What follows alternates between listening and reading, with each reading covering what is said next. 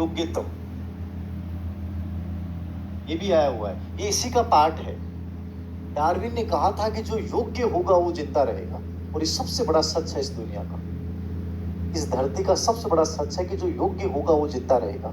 और ये मैं आपको भी बोलता हूं, आप में जिसमें सामर्थ्य होगा ना, वो धरती का सीना चीर के और अपने आप को साबित कर देगा। वो एक बेमिसाल जिंदगी जी जाएगा।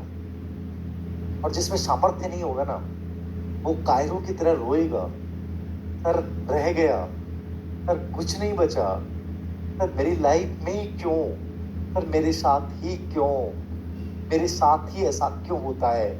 वो हमेशा रोएगा। और ऐसे रोने वालों को जो बड़े लोग हैं वो खा जाएंगे। समझ रहे हैं आप? अपने आप को शक्तिशाली बनाओ जिंदा रहना है तो। जो योग्य होगा वो जिंदा रहेगा, बाकी सब मर जाएंगे। ये डार्विन की थ्योरी और रियल में सबसे बड़ा सच है कि वक्त के साथ यदि आप अपने अंदर वो स्किल्ड डेवलप नहीं कर पाए, वक्त के साथ तुम बदल नहीं पाए, वक्त के साथ नई चीजें सीख नहीं पाए, तुम पुरानी चीजों के साथ जीवन नहीं जी सकते। पुरानी चीजों को हम छोड़ते जाएंगे, नई चीजों को हम एक्वायर्ड करेंगे। यही तो वेरिएशन पैदा करता है। विभिन्नता कहाँ से आती है कि आप हमेशा एक जैसे थोड़ी थे। पहले आप बंदर थे, फिर बंदर से आपने रहना शुरू किया, फिर आपने मकान बनाया, फिर आप कबीले में रहे, पहले अकेले रहते थे, पहले आप कच्चा मांस खाते थे, फिर पका मांस खाने लग गए। तो हमारे जीवन में क्या चीजें, बहुत सारी चीजें नई आई।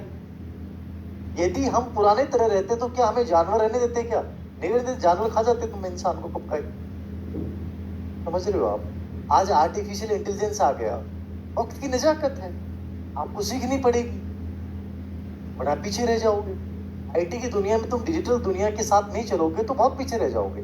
तो कहने का मतलब है विभिन्नता और उत्तरजीविता योग्यतम एक ही चीज है कि जो योग्य होगा वो जिंदा रहेगा, क्योंकि वक्त के साथ आपको नई चीजें याद रखना सीखनी पड़ेंगी, याद रखना। और नई चीजें सीखेंगे तो कुछ चीजें हमारी लुप्त हो जाएंगी। इनसे हमारे अंदर क्या पैदा होती है? विभिन्नता पैदा होती है। तो डार्विन का मतलब है कि बच्चा बिल्कुल समान नहीं हो